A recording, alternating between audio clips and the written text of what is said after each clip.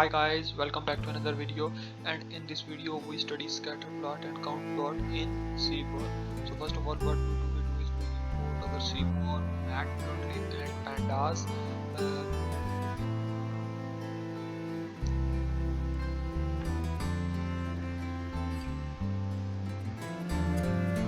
And then we load our dataset.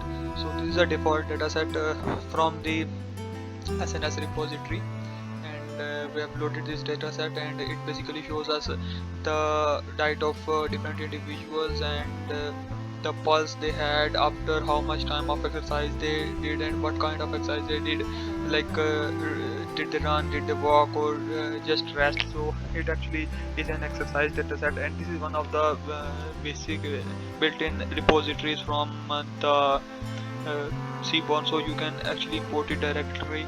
And I have called this function .head just to get an idea of the first how our dataset looks like, to just to call the first 5 entries of our dataset. And now we plot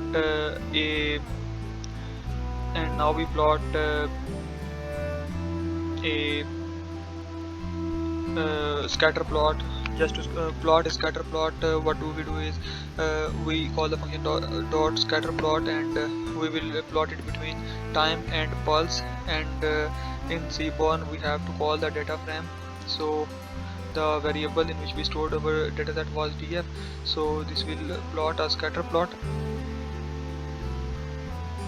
and this shows us the scatter plot, like the people who worked for 1 minute had a pulse of this, and then the people who worked for 15 minutes had a pulse of this, and the people who worked for 30 minutes had a pulse rate of this, and how many individuals had the pulse rate high or low. So it actually defines a lot of things in graph. A graph is basically, it is used to show a large amount of data into a single picture. And let's use the hue function. Let's use the hue attribute. Basically, hue is an attribute, it's not a function. So what in hue we use kind. So what is the kind of the work that people were doing? Some people were at rest, some people were walking, and some people were running. So hue defines all the data, and you will see that the people who were running had this pulse rate shown in green, and then people who were walking, their pulse rate is shown in orange, and the people who were in rest, their pulse rate was shown in blue. So hue basically shows us the categories in which our data can be defined. Like here we have the categories: either people were at rest, either people were walking or running. So we can define the data based on our kind column. So you have to be careful while choosing the hue column, because if there are multiple classes inside the hue column, your data can get messed up. So next up comes scat. So what does we do is we actually use the size attribute on the diet column. So what happened is it actually shows us people who were on a no fat diet and people who were at low fat diet, and the people who are at low fat diet have been shown in with a small circle, and people who are on no fat are shown on with a large circle. So based on size, this data is shown. So the size attribute basically shows us according to the size. It defines the size of our data class. Next attribute that we will discuss is markers. So what does markers do is markers basically will change the blocks of our graph. So if I selected a marker as S, so all the blocks will be square shaped blocks, and if I change it to a star, all the blocks will be shown as stars. You can see all the blocks have been shown as stars. Similarly, next attribute is alpha. Alpha is basically saturation, like how much bright or dull you want your blocks to be shown on the graph. So alpha was 0.5, and you can see there's a difference between this graph and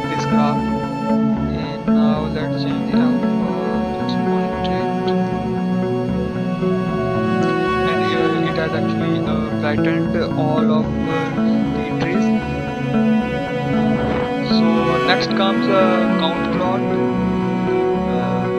Countplot is basically just like bar chart, except the difference that it actually shows us the values. So in order, so we will plot a Countplot on our pulse column, and don't just forget to add the data frame. And if we plot Countplot the pulse column, it will show as this. So you can see on x-axis, because the data is way big in size, it actually messes up. For that we will use xticks function. Xticks function, what does it do? It rotates our, so similarly we will plot Countplot the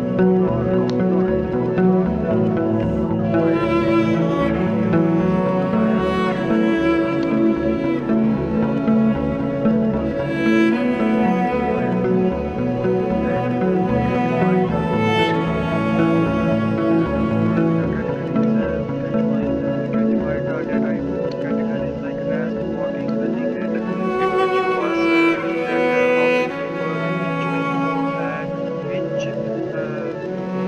pulse rate, and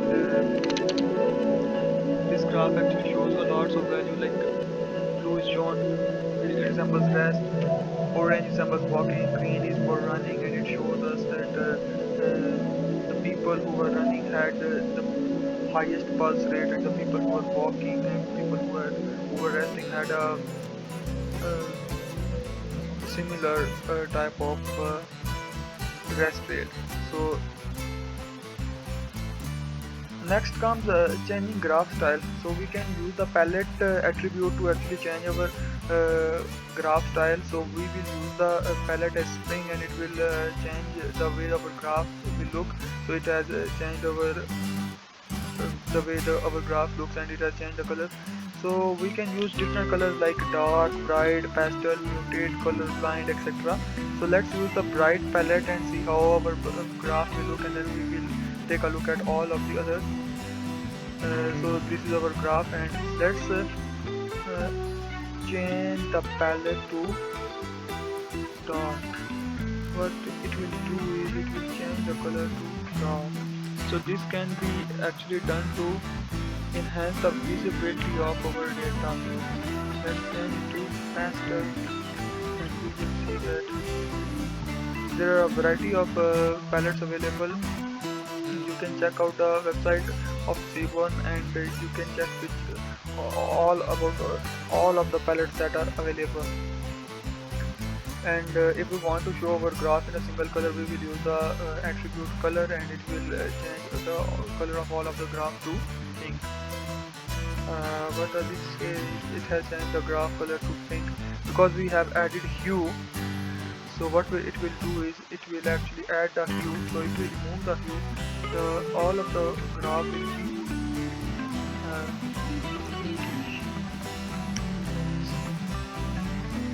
so all of the graph shown is pink. Similarly, we can give face and edge color. What is face color? Face color is R, G, B, and alpha, red, green, blue, and alpha. And edge color is basically the color of edges of the graph. And you will see that we gave the color of edge color green, and it shows all of it has shown all of the graph, the edge color.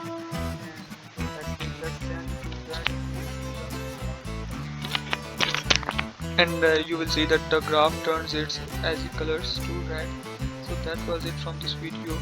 In this video we have learned scatter plots, how to plot scatter plot, hues and palettes, and how to markers, and how different types of attributes that we can use in scatter plot. And then we have plotted Countplot, and similarly we have discussed different attributes that we can use in Countplot. So that was it from this video. Peace out.